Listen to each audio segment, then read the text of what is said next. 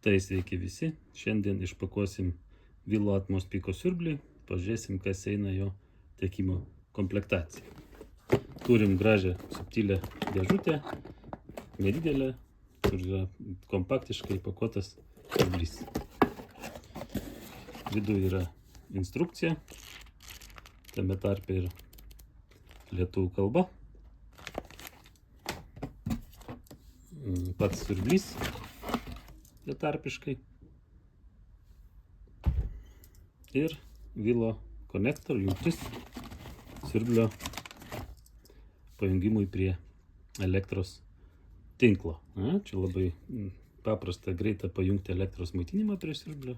Atlaužiam gaidukus, įdedam į vidų laiduko galus, spaudžiam, dedam į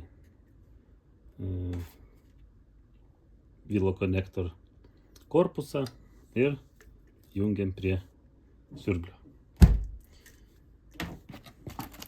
Ir taip pat turim dvi tarpinės. Čia tikriausiai viskas aišku, kam reikalinga. Reikalinga užsandarinti jungtį prie vamzdyno.